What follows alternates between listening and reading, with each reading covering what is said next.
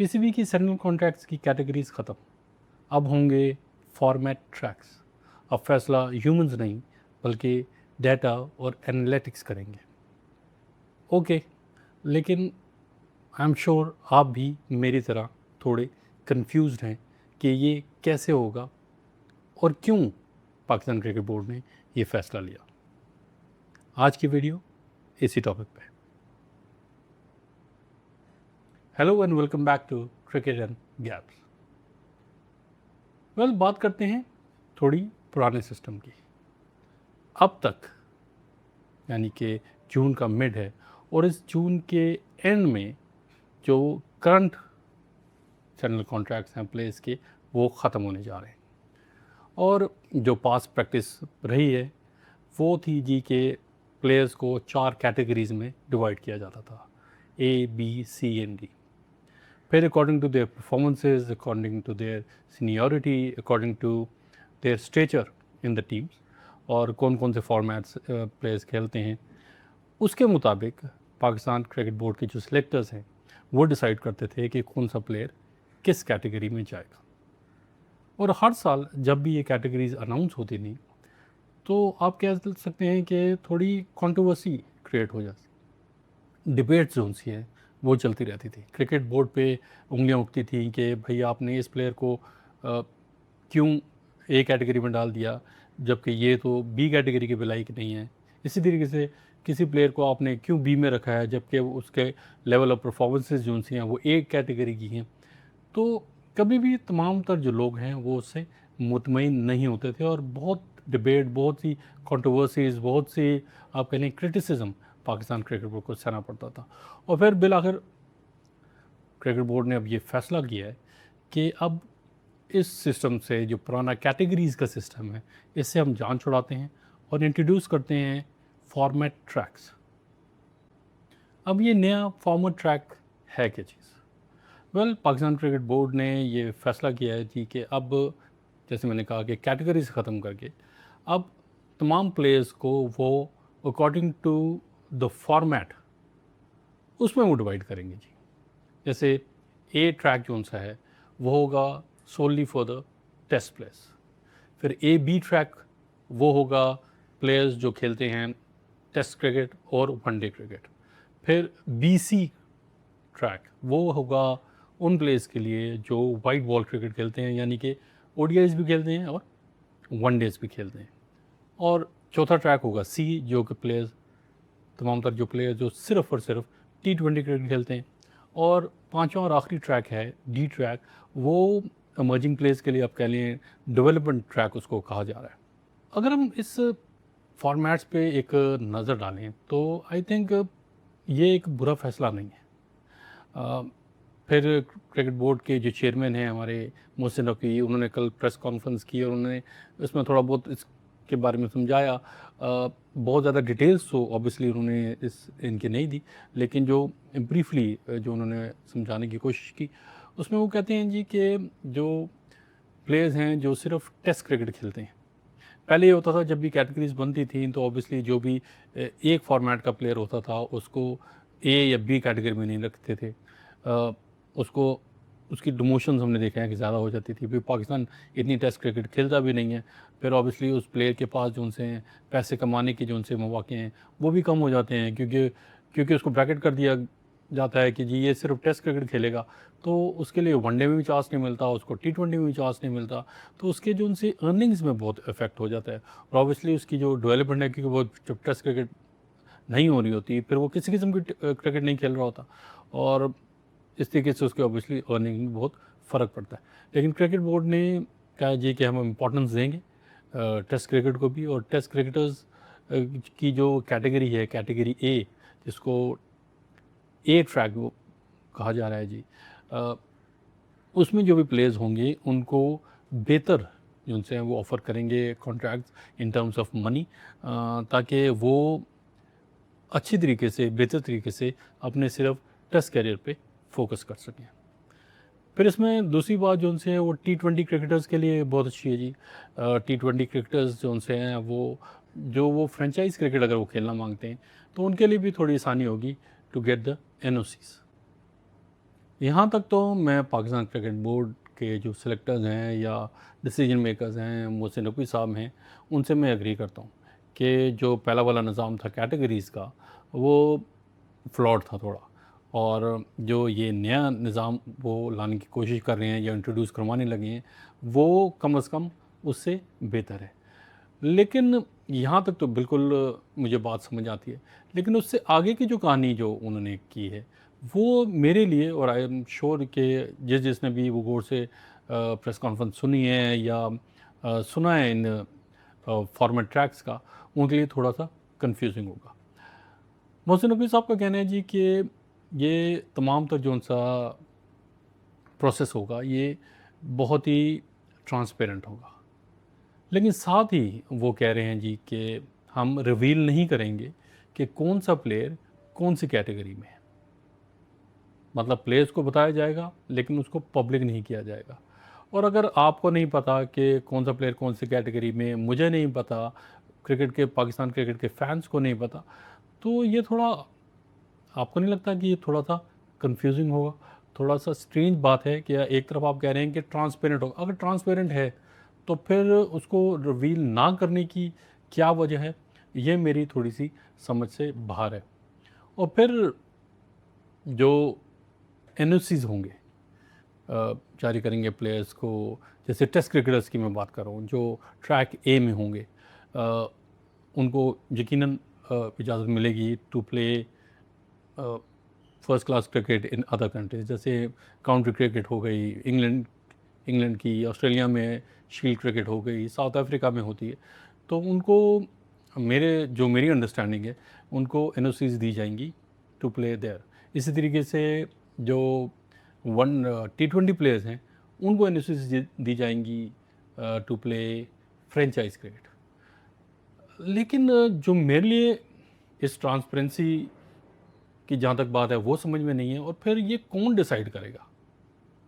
क्या ये cricket board decide करेगा कि कौन सा प्लेयर कौन से फॉर्मेट के लिए फिट है, या प्लेयर्स खुद अपनी रजामंदी देंगे कि भाई मैं ये वाला फॉर्मेट खेलना चाहता हूँ, या मैं टेस्ट क्रिकेट खेलना चाहता हूँ, या मैं वाइट बॉल क्रिकेट खेलना चाहता हूँ?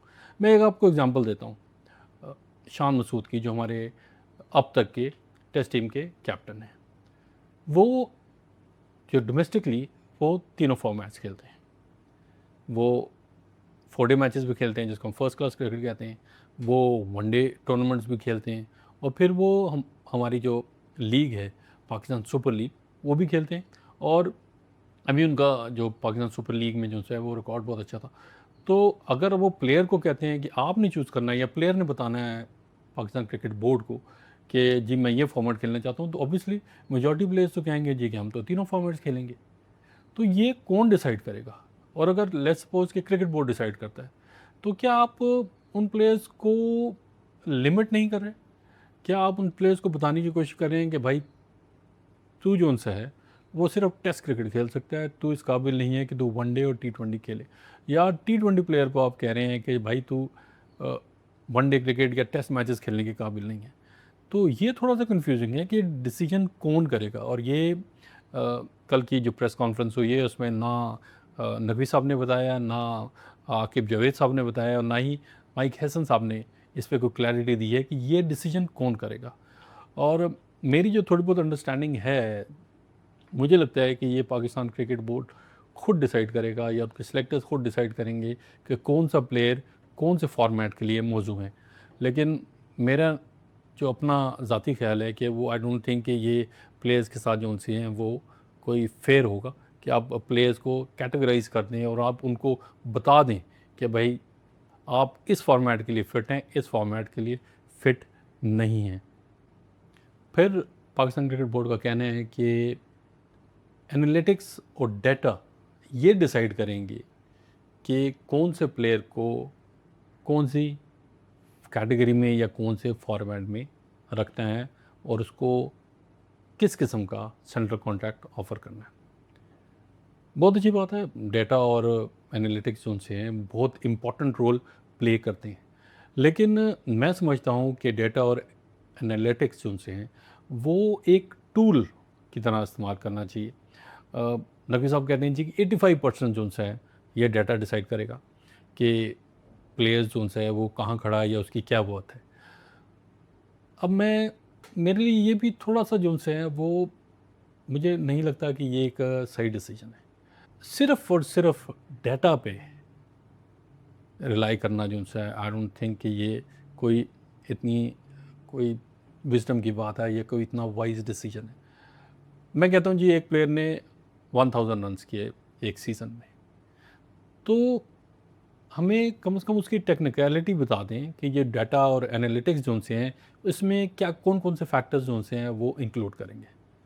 उस प्लेयर ने किस ऑपोज़िशन के खिलाफ स्कोर किया, कंडीशंस कैसी थी, नए बॉल पे उसने कितना स्कोर किया, जो सेमी न्यू बॉल होता है उसके पे कितना स्कोर किया, फिर पुरानी बॉल पे कितना स्कोर किया, फिर उसने क्या ये स्कोर जोन्स है ये पहली इनिंग में किया, दूसरी इनिंग्स में किया, फिर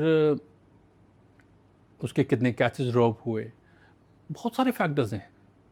उसकी टेक्निक कैसी है, ऑपोजिशन की बॉलिंग स्ट्रेंथ कैसी थी, ऑपोजिशन की फील्डिंग स्ट्रेंथ कैसी थी, तमाम तर फैक्टर्स उनसे हैं ये ऑब्वियसली काउंट करते हैं। फिर अगर बॉलर की बात करें तो कंडीशंस कैसी थी, फास्ट बॉलर की बात करें तो क्या उसने स्विंग से आउट किए हैं प्लेयर, क्या उसने सीम से आउट किए हैं, क्या उसने हेल्पफुल विकेट पे जिनसे ज़्यादा विकेट्स ली हैं या एक फ्लैट विकेट पे ज़्यादा विकेट्स ली हैं। स्पिनर्स का भी इसी तरीके से कि क्या उसने पिच की मदद से उसको विकेट्स मिली हैं या उसके जो उनसे हैं वो फ्लैट विकेट पे उसने और अगेंस्ट जो अपोजिंग बैट्समैन हैं उनके क्या स्ट्रेंथ्स और वीकनेसेस थी। बहुत सारे फैक्टर्स हैं। तो क्या जोन से भी डाटा कलेक्ट करेंगे उसमें ये तमाम तर फैक्टर्स जोन से वो इंक्लूड करेंगे।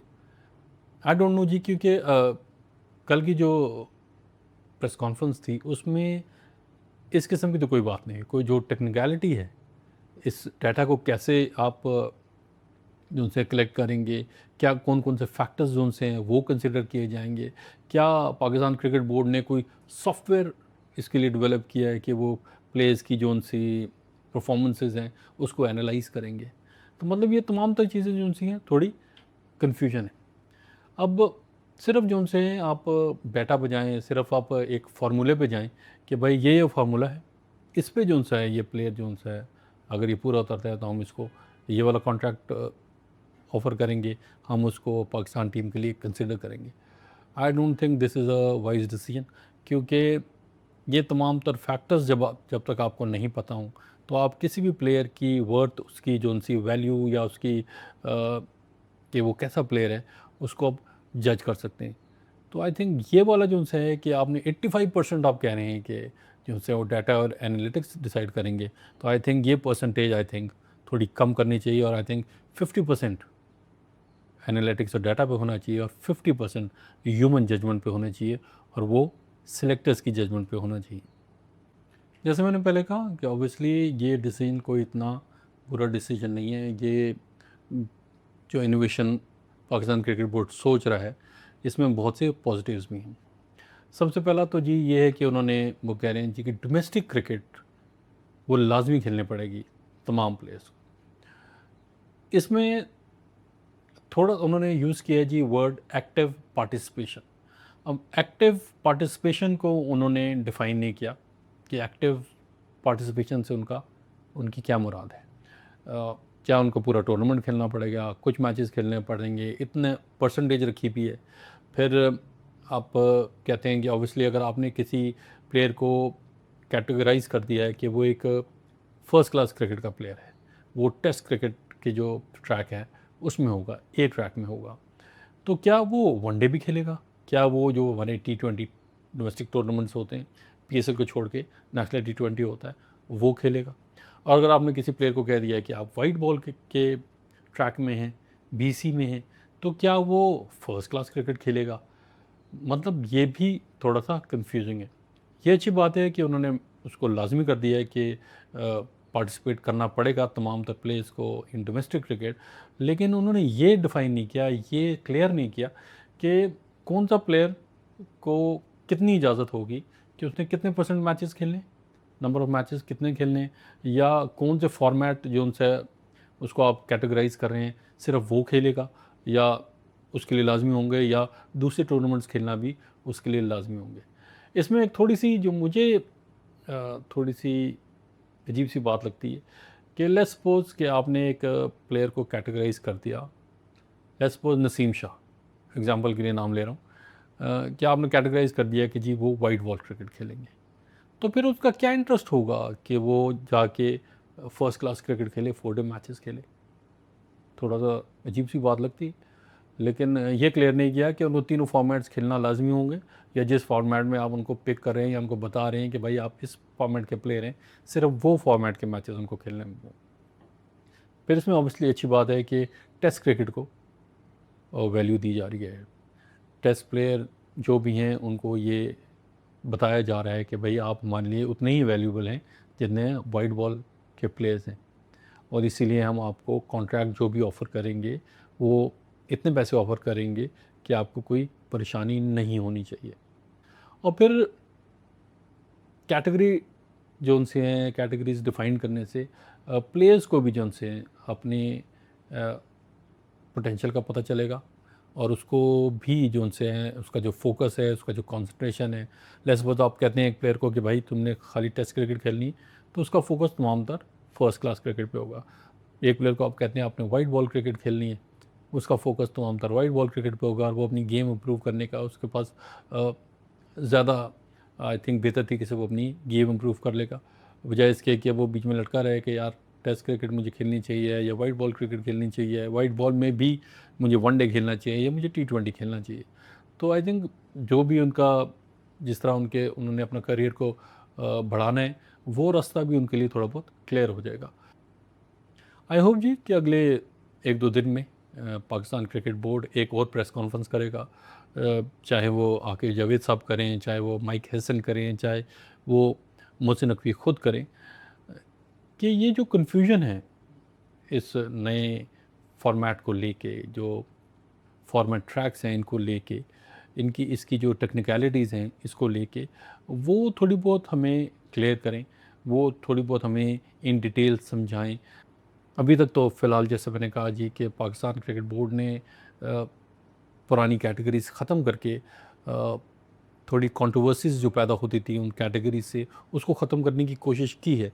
लेकिन उस कोशिश में I think Pakistan cricket board ने ये थोड़ी बहुत मैटर्स को कॉम्प्लिकेट कर दिया है, और ये कॉम्प्लिकेशंस हमारे ज़हन में रहेंगी जब तक पाकिस्तान क्रिकेट बोर्ड अगले 1-2 दिन में एक और प्रेस कॉन्फ्रेंस करके हमें ये बहुत अच्छी तरीके से समझा नहीं देते।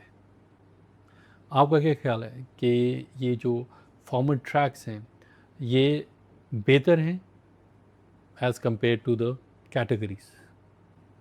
ये आज के लिए इतना ही, मिलते हैं अगली वीडियो में। अगर आपको ये वीडियो अच्छा लगा हो तो kindly like, share and please comment. Thank you for watching. Take care. God bless.